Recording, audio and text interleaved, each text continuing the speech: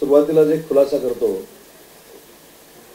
ते विनोदजींनी सांगितलं की माझं प्रमोशन होईल. ते मी राजेंना असं विचारलं की मला कार्यक्रमाला बोलवलं की माझा कार्यक्रम करायला बोलवलं. करेक्ट कार्यक्रम.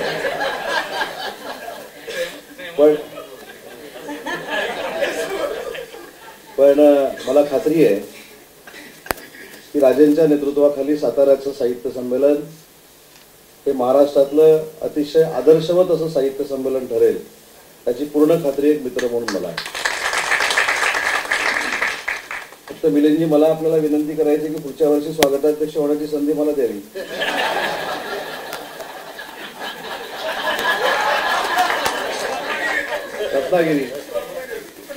रत्नागिरी देखील साहित्यिकांची भूमी आहे. रत्नागिरीमध्ये देखील अनेक कलाकार आहेत. आणि असं तुम्ही समजू नये की राजकारणामध्ये कलाकार नाही. एखाद्या साहित्य संमेलनाचं स्वागताध्यक्षपद मिळाल्यानंतर किती साहित्यिक भाषण होऊ शकतं हे राजेंनी आता आपल्याला दाखवून दिलेलं आहे. हा 1 महिन्यातला परिणाम आहे. आणि त्याच्यामुळं कदाचित मिलिंदजी तुम्हाला माहित नसेल, कलाकार हे 3 तास मेकअप करतात. आम्ही सकाळी उठल्यापासून रात्री झोपेपर्यंत मेकअप मध्येच असतो. त्याच्यामुळे साहित्यिकांशी आणि कलाकारांशी आमचं नातं हे अतिशय जवळच आहे. पण मला मुद्दाम स्वागताध्यक्षांचं कौतुक एवढ्यासाठीच करायचं आहे की ज्या दिवशी तुम्ही त्यांना स्वागताध्यक्ष केलं, म्हणजे मित्र म्हणून सांगतो की त्या दिवशीपासून साताऱ्याचं साहित्य संमेलन हे नाविन्यपूर्ण असावं, चांगल्या पद्धतीचं असावं आणि पुढच्या होणाऱ्या साहित्य संमेलनानं साताऱ्याचा आदर्श घ्यावा अशा पद्धतीची भूमिका त्यांनी मांडली आणि त्या पद्धतीचा ते पाठपुरावा करतात. त्याचं एक साधं उदाहरण सांगतो मी. काही तिथल्या इंडस्ट्रीकडनं मी CSR काही कामासाठी गोळा करत होतो आणि हे कदाचित विनोदजींनीच त्यांना सांगितलं असणार. आणि हे पहिले स्वागताध्यक्ष झाल्यानंतर मला राजेंचा फोन आला, मला तुमच्याशी अर्जंट बोलायचं आहे आणि मी सांगतो तो निर्णय तुम्ही घ्यायचा आहे. पण ठीक आहे. राजेंनी मला सांगितलं की तुम्ही काही चांगल्या कामासाठी CSR गोळा करताय. म्हटलं होय. साहित्य संमेलन काय वाईट कार्यक्रम आहे का? तोपर्यंत मला माहित नव्हतं की सातारा साहित्य संमेलन आहे. आणि मग म्हणाले चांगलं काम आपण मराठी भाषेसाठी करताय, महाराष्ट्रासाठी करताय, तर ज्या चांगल्या कामासाठी जो CSR तुम्ही गोळा करताय तो सगळ्याचा सगळा आम्हाला द्या पहिल्या दिवशी. आणि त्याच दिवशी मी त्यांना सांगितलं, कारण छत्रपती शिवाजी महाराजांच्या राजधानीमध्ये होणाऱ्या साहित्य संमेलनाला आज मी शब्द देतो की आमच्या खात्याकडनं 1 रुपया आम्ही कमी पडू देणार नाही. आणि CSRचे जे काही पैसे गोळा झालेले आहेत ते पण जसं साहेबांनी आता चेक दिला तसा चेक मी आपल्याला पाठवून देतो. त्याची पण चिंता करण्याची काही आवश्यकता नाही. पण त्याच्या मागची भावना काय आहे हे महत्वाचं आहे. आताच त्यांनी त्यांच्या पिताश्रींचा या ठिकाणी उल्लेख केला. योगायोग कसा आहे त्याचा देखील उल्लेख केला. त्यांनी जो आदर्श पायंडा काढून ठेवलेला आहे, घालून दिलेला आहे, त्याच्यापेक्षा किंबहुना चांगलं साहित्य संमेलन हे आधुनिक जगाला सामोरं जात असताना व्हावं ही राजेंची मनापासूनची भूमिका आहे. आणि म्हणून विनोदजी, आता जे काय राजेंनी मला सांगितलं त्याच्यामुळे माझ्या कुठच्याही गोष्टीचा विनोद होऊ नये याची दक्षता मी 100% घेईन. कारण तुमची लेखणी कशी चालते हे आता राजेंनी सांगितलं. राजे ज्या लेखणीला घाबरतात त्या लेखणीला मावळ्याने घाबरलंच पाहिजे. त्याच्यामुळे विनोदजी तुम्हाला ही शंका कुठे येणार नाही की मराठी भाषा विभाग हा अगदी तुमच्या नियोजनामध्ये पण असेल. मी अगदी शब्द देतो. तसं दिल्लीला मिलिंदजी साहित्य संमेलन झालं आणि साहित्य संमेलन होत असताना एक अभिनव संकल्पना आली की रेल्वेमध्ये साहित्य संमेलन करायचं. आणि ग्रामीण भागातले जे साहित्यिक आहेत ज्यांना व्यासपीठ कधी मिळत नाही त्यांना 3 दिवस त्या रेल्वेमध्ये साहित्य संमेलन करण्याची संधी द्यायची. माझ्याकडे हा प्रस्ताव आला. किती पैसे लागणार आहेत, काय लागणार याच्यापेक्षा माझा रत्नागिरीच्या ग्रामीण भागामध्ये असलेला एखादा साहित्यिक, माझ्या गडचिरोलीमध्ये असणारा एखादा साहित्यिक, माझ्या चंद्रपूरमध्ये असणारा एखादा ग्रामीण साहित्यिक हा त्या रेल्वेतनं बसून त्याची साहित्याची भूमिका मांडणार आहे. म्हणून त्या रेल्वेतल्या साहित्य संमेलनाचा स्वागताध्यक्ष मी झालो. बरोबर ना? आणि देशातलं नाही जगातलं भाषेवर आधारित साहित्य संमेलन ट्रॅकवरचं, रुळावरचं हे जर पहिलं कुठं झालं असेल तर ते महाराष्ट्रामध्ये झालं आणि महायुतीच्या सरकारनं केलं, हे मला अभिमानाने या ठिकाणी सांगितलं पाहिजे. छोटी मराठी भाषा ही आपली मायबोली आहे, मराठी भाषा ही आपली मातृभाषा आहे. मगाशी विनोदजींनी एक मुद्दा काढला की विनोदजी, माझी देखील मातृभाषा मराठी आहे. मी देखील ज्यावेळी उद्योग मंत्री म्हणून परदेशामध्ये जातो, तुम्हाला आश्चर्य वाटेल, मी बहुतेक वेळा मराठी बोलण्याचा प्रयत्न करतो. इतिहास काढत बघा. आणि दुसरी महत्वाची गोष्ट सांगतो, हे राजकारण म्हणून सांगत नाही, पण ज्या भावना तुमच्या आहेत त्या मला पोचल्या. महामंडळाच्या की मराठीची सक्ती असू नये, पण मराठीची सक्ती केली कोणी? आज मला जाहीरपणाने इथं सांगितलं पाहिजे की हिंदीची सक्ती ती कुणीही केली नाही. मला कुठच्या राजकारणामध्ये जायचं नाही, पण मी असा एक साक्षीदार आहे की या विषयावर तुम्ही सांगाल तितक्या वेळ बोलू शकतो. डॉक्टर माशेलकर साहेबांची समिती कोणी स्थापन केली? मी केली. कोणी करायला लावली? नाव घेऊ नका, जाऊ दे, मला करायला लावली. त्याच्यामध्ये पक्षाचे पदाधिकारी कोणी टाकले? उदय सामंत टाकले. कुणी टाकायला लावले? नाव घेऊ नका. एखाद्या शिक्षण क्षेत्रामध्ये काम करणाऱ्या समितीवर ज्यावेळी पक्षाचे उपनेते, पक्षाचे जिल्हा प्रमुख जातात, त्यावेळी अशा पद्धतीचे निर्णय होतात. ही देखील भावना तुमच्यामध्ये मिलिंदजी असली पाहिजे. आजही मला तो दिवस आठवतो. मी राज्याचा उच्च व तंत्र शिक्षण विभागाचा मंत्री होतो आणि डॉक्टर माशेलकर साहेबांच्या समितीचा अहवाल आमच्या कॅबिनेटमध्ये आला. कॅबिनेटमध्ये आलेला अहवाल फक्त माशेलकर साहेबांनी, त्यांच्या सदस्यांनी आणि उच्च व तंत्र शिक्षण विभागाचा मंत्री म्हणून मी फक्त वाचलेला होता. त्यावेळी देखील चर्चा झाली की जो पॅरा वाढवला गेलेला आहे त्या पॅरामध्ये हिंदी ही सक्तीची केलेली आहे.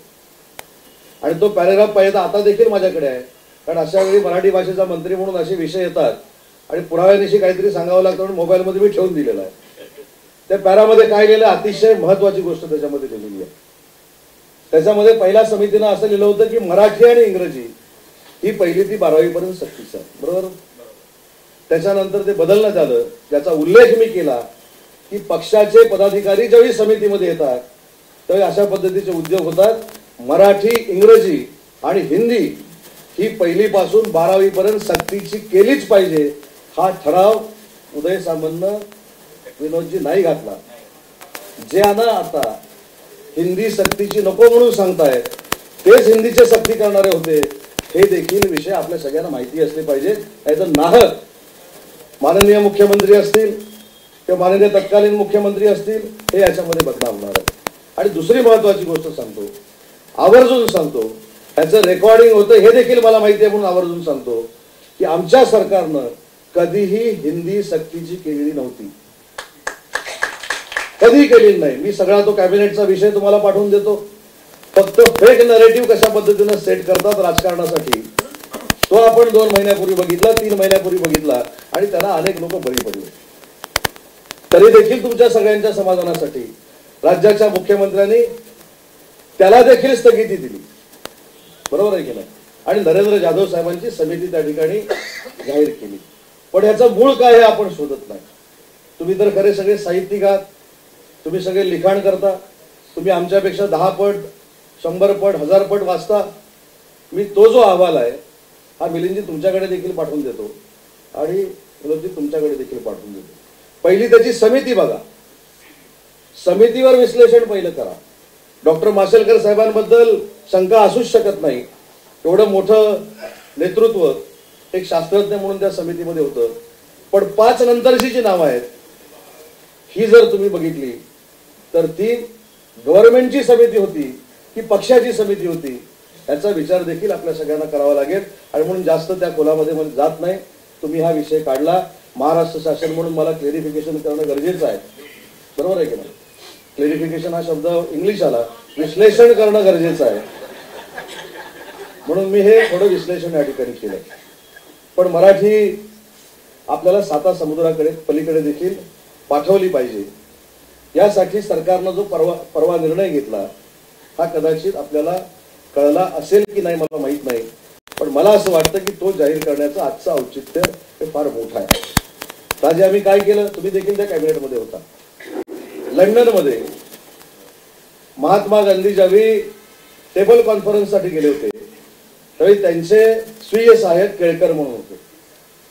त्या केळकरांनी पहिलं महाराष्ट्र मंडळ हे लंडनमध्ये स्थापित केलं आणि त्याच्यानंतर एक वास्तू त्यांच्याकडे होती.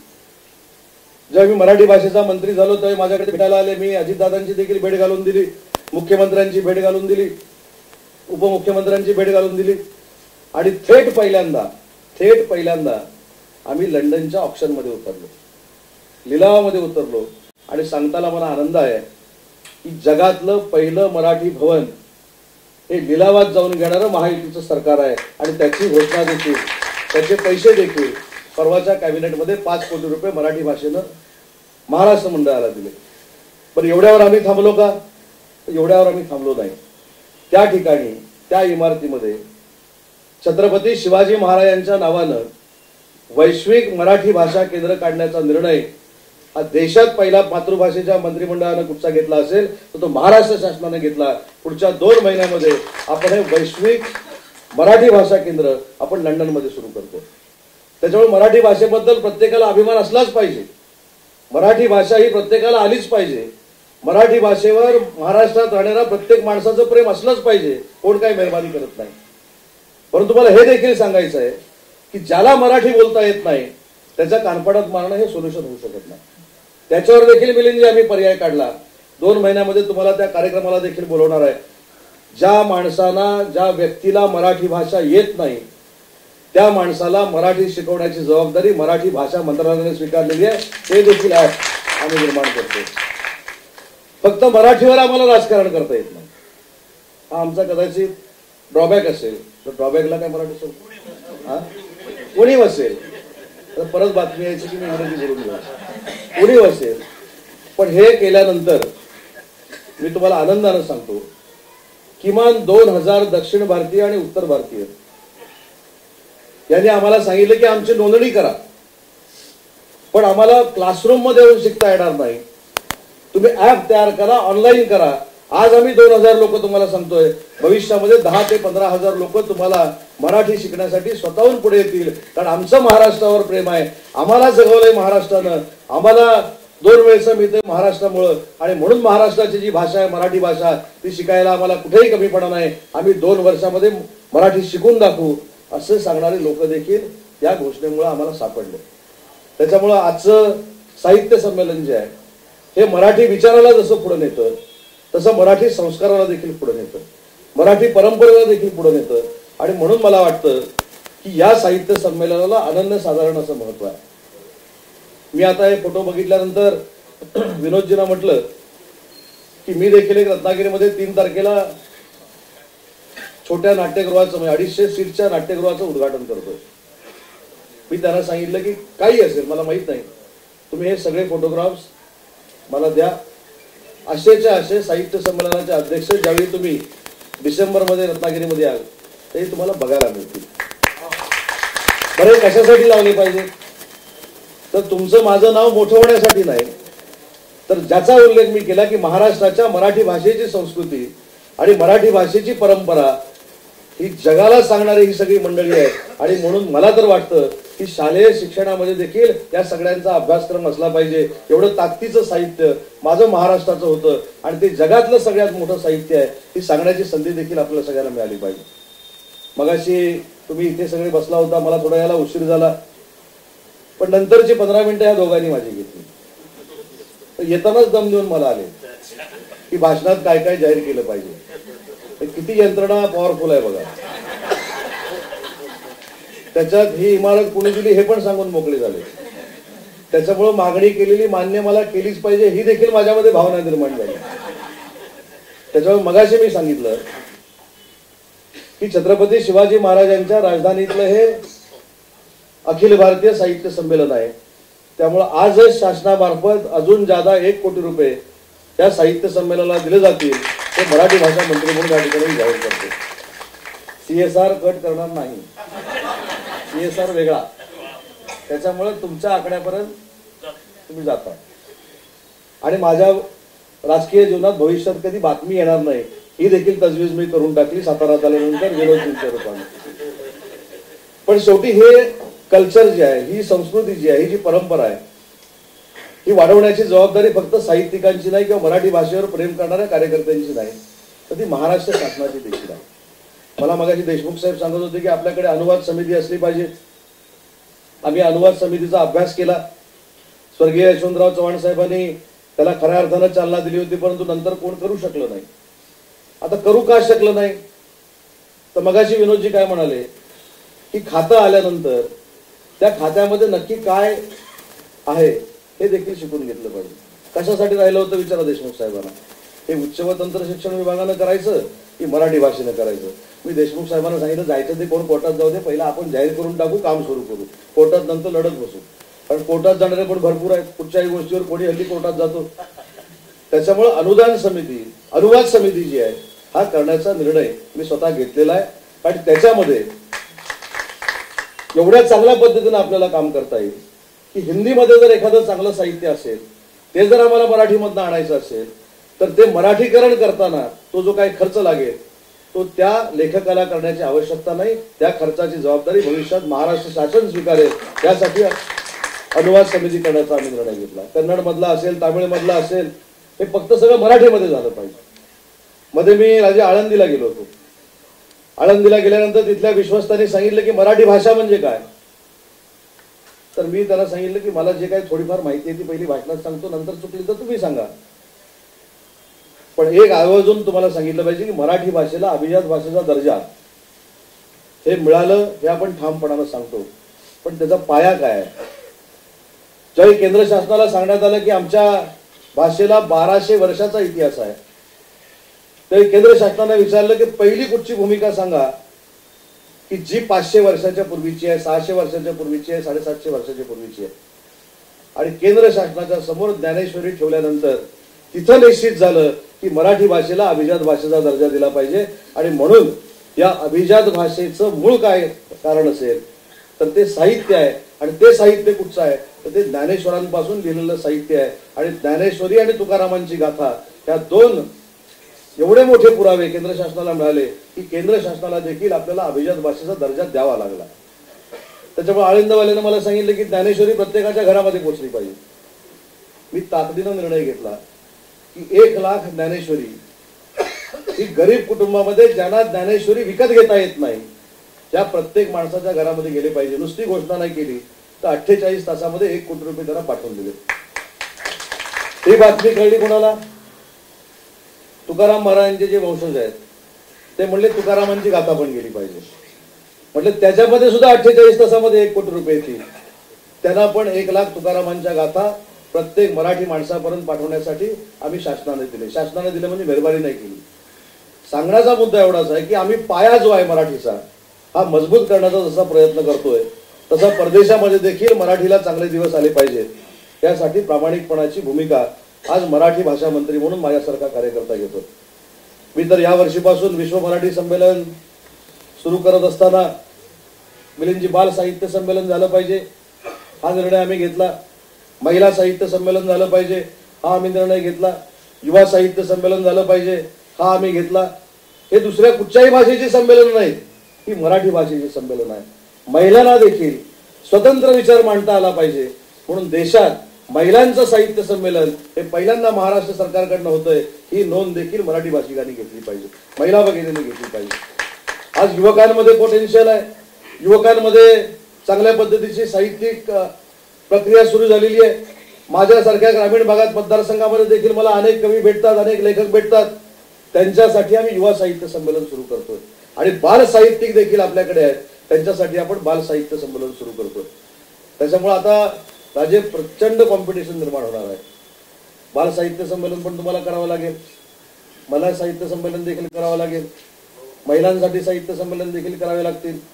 त्याच्यामुळे ही सगळी शासन म्हणून आपली जबाबदारी आहे की महाराष्ट्रातल्या मराठीवर प्रेम करणाऱ्या साहित्यिकांनाच नाही तर मराठी माणसाला जे पाहिजे ते देण्याची भूमिका मराठी भाषा मंत्री म्हणून आमच्या सगळ्यांकडनं घेतली जाणार आहे.